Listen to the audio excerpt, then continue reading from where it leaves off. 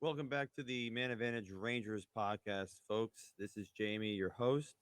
We're here to talk about a big win for the Rangers, game two of the first round against the Pittsburgh Penguins. Rangers take the game 5-2. We're going to talk about it. So let's go.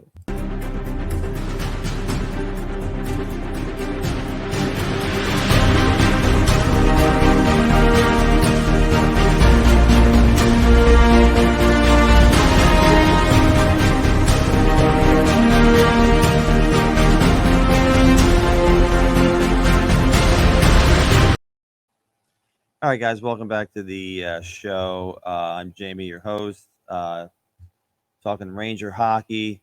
Big game two, a lot of pressure on the Rangers after a disappointing 4-3 triple overtime loss on Tuesday. Rangers come back tonight, bounce back with a big win. Um, I thought the Rangers did a lot of things a lot better this evening. First and foremost, they spent a lot of time out, not in their own zone, and they were able to break out.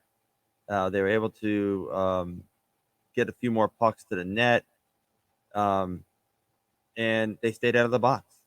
And that's a recipe for winning hockey. And when the Penguins are dressing their third string goalie, no messing around with the puck, just get it to the net. And I thought the Rangers did that for the most part. I mean, you score 5 goals in a game, you should win, and they did that. So let's start with the first period. I was very nervous for this game. I was pretty confident before game one.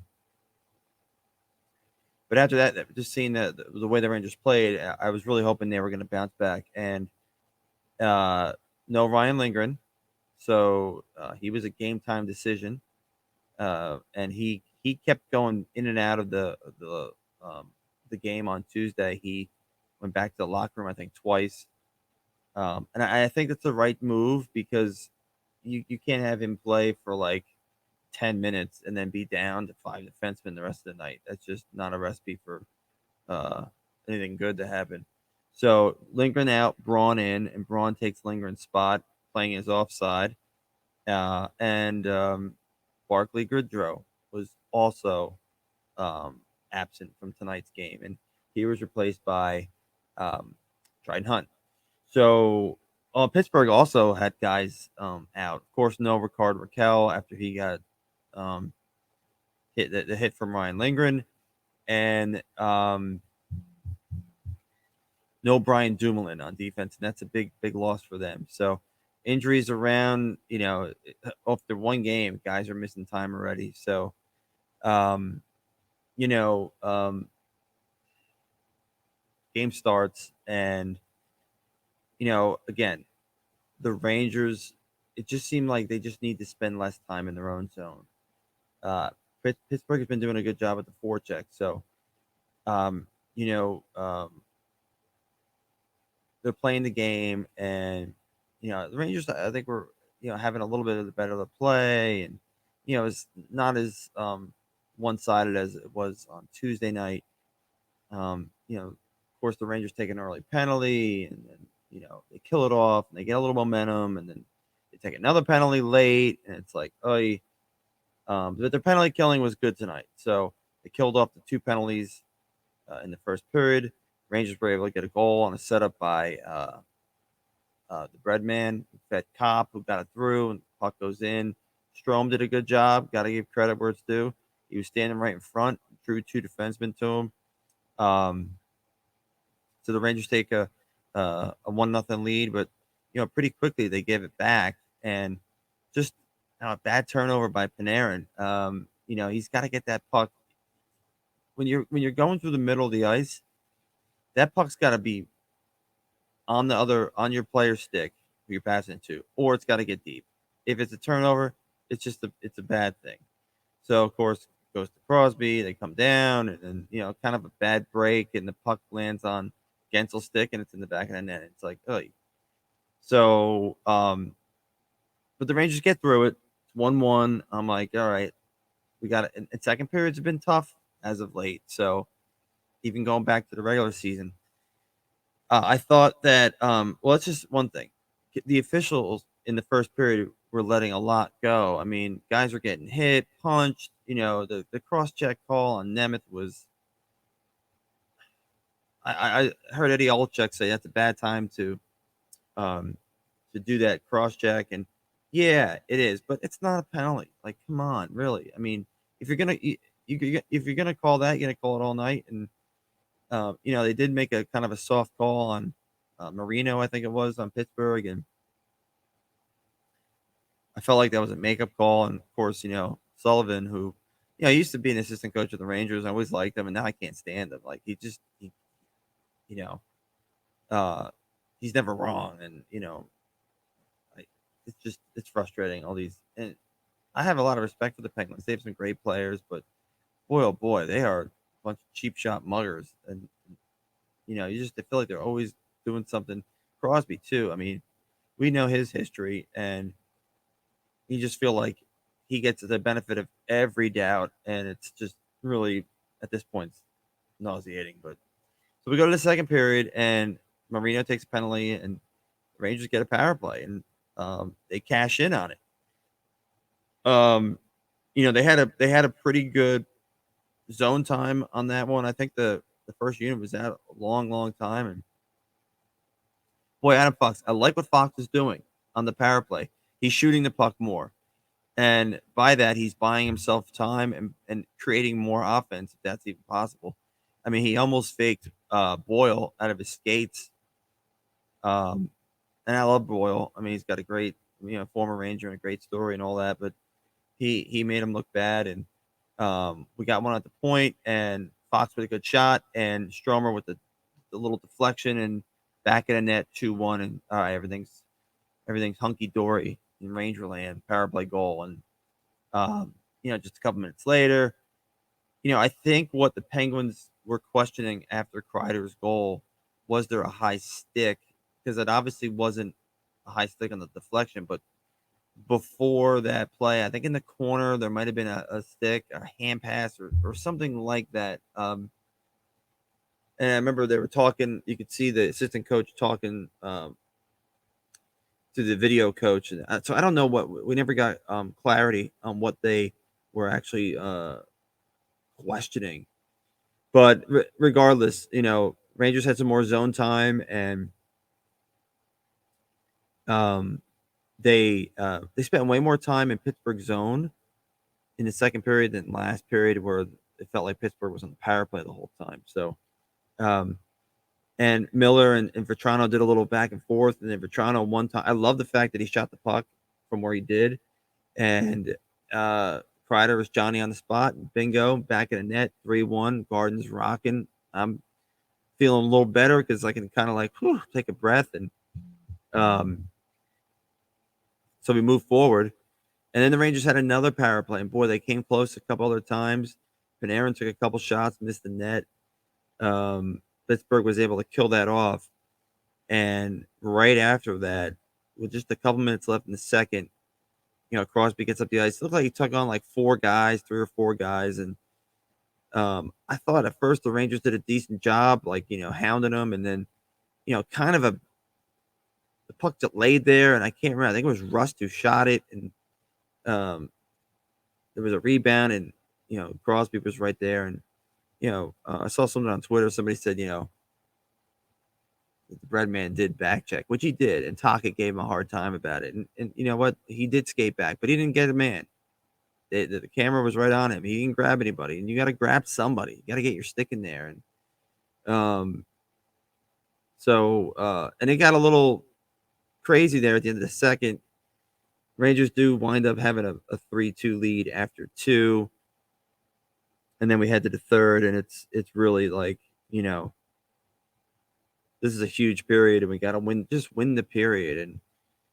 And Pittsburgh came out like gangbusters, and they kind of threw everything they had left at the Rangers in that first 3-4 minutes. I think the shots. I think I heard Eddie say something. It was like 8-0, and the play was in our zone for a good amount of time. I'd love to see the analytics on this game. I haven't got a chance to look. I know the shots were pretty even, like 41-40 at some point. I think that was what it ended up at. What it ended up at. But I think that you know, a lot of that stuff was to the outside. I know Chesney made a great save on Malkin, and then he did make a great save on Crosby in tight. It was a great save. What a split save that was. And then the Rangers got a little offensive zone time, and there was a puck. I think it was across the. It was a far long pass east west, and Panarin kind of got it. It looked like he was going to try to like swing it toward the net, and he fanned on it, and he had to turn and face the boards, and Letang came at him, and Panarin made an incredible move to his right, where he just turns his hips and he gets a step, and it's really hard to do what he did, especially at the pro level, um, and he was able to get just a little bit of space on Letang, and he went into the corner and he got on his backhand and he kind of just threw it out front, and the Rangers got a lucky bounce. And you know what? Sometimes you need a bounce. Sometimes you need a lucky bounce. And puck went off Matheson and between Domingue's legs, and it's back in the net. It's 4-2, and whew, you're like, all right. And I felt like that kind of took the life out of Pittsburgh. Rangers came back about a little over a minute later. And Matheson again, he went for the big hit along the boards with Vetrano, who's he's built like a fire hydrant. That guy, he's not big. He's like 5'10", 5'11", but he's strong on his skates, and he just powered through the hit attempt, and he got down by the dot, and he just unleashed a nice little snapshot. Bingo, 5-2, game's over there, and who you're thinking, all right, this is great. And then, one thing, I forget how much time, maybe 10, 11 minutes are left when it's 5-2. I'm like, all right, Pittsburgh's probably going to, again, they're going to try and get a goal here, but you knew they were going to like take liberties, and, the stick swinging and the whole thing with Hedel, and I can't remember who it was. It was a McCann in front, and then I saw Crosby and attacking, Kako from behind, and it's just like, here we go. And they're just trying to send a message for next game, and whatever. The Rangers handled themselves well. I like the fact at the end of the game that Gallant put his big boys out there. The Reeves and the Rooneys and Dryden Hunt. Not that Dryden Hunt's a big boy, but you know, saying that, hey, if you're gonna take liberties, this is who you're gonna have to deal with. So have fun with that.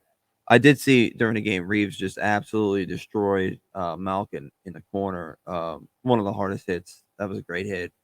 Um, so overall, like, and then the whole thing with the end about Shesterkin, I thought that he did get in the way a little bit. Maybe he stuck his leg out there a little bit, which I don't know what he's doing really. I mean, you get hurt. Jeez. I mean, like, he's our most important player. I mean, the guy's given up 6 goals on, like, you know, what was it? He had 83 shots and then 41. What's that quick math? 83 and 41. That's 124. He's given up 6 goals. I mean, that's, yeah. So he's pretty important. So I don't want him getting hurt. Carter, I do like. I know he's got to try to avoid the goalie, but what's he supposed to do there? So, yeah, that kind of stinks. We did get a power play out of it. I don't think he was trying to hurt Shesterkin. I really don't. Um, so thank goodness he seems to be okay. I haven't checked any of the comments from after the game. I'm doing this recording kind of right after, but that's a good win. They didn't, you know, it was hit or miss there for a little while. I'm glad they exposed the Ming, and Rangers are getting a break here. If I had a nitpick, I wish they wouldn't give up 40 shots every game. I wish they could keep it at like 30, and I wish the Rangers could keep the puck in their zone and really cycle and control the game, and wear down that defense, get the puck deep, work behind the goal line, and it'll be interesting to see who comes back on Saturday night in Pittsburgh for Game 3. Is Lindgren going to be back? If he is, who comes out? Nemeth? I thought Braun was okay. Yeah, he wasn't great on that Crosby goal, but I don't know. I liked Braun's game tonight for the most part. What about Gaudreau? Me thinks that if he's missing a playoff game, it's something pretty serious. So maybe he's out for a game or 2 or 3. Who knows? I mean, I just don't see Barclay Goodrow missing too many playoff games if he's not really hurt. I'm sorry, I keep looking over at this Cap game. I'm surprised.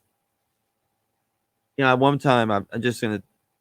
It's 5-1 Florida, and shots on goal were like 24-9 for the Caps. Now it's 35-27 for Florida. Caps had like 3 shots on goal in the last like period and a half. What's going on? But the Caps got the split. That's all I really care about. As did Pittsburgh. So Pittsburgh and can say what they want. They came up and they got the split. Now the Rangers have to go into Pittsburgh and at least get a game. You got to get a game. Win game 3. Go in there and win game 3. I don't care how you win it. Win game 3. So let me know what you think about the game tonight, guys. Were you happy with the performance? If you want to leave a comment, please leave a comment, like, and subscribe. I would love to have some people hit me up on Twitter at Jamie_hockey. Had a great interview with the draft analyst yesterday that I posted. If you're new to the channel, if you're new to hockey, if you're new at all, watch that. You'll learn something. Steve knows a whole hell of a lot about hockey, and he knows a lot about draft eligible kids, prospects. We talked about that a little bit. It was just it was time well spent with a guy who knows his stuff. So but let me know what you think, guys. Big Ranger win 5-2. We tied the series up at 1 game apiece. We are heading to Pittsburgh, where they don't like us too much. So hopefully we can get game 3 or game 4. I wish we get game 3 because then the pressure's back on Pittsburgh. But all right. So until Saturday night, guys, let's go Rangers. Have a great night. See ya.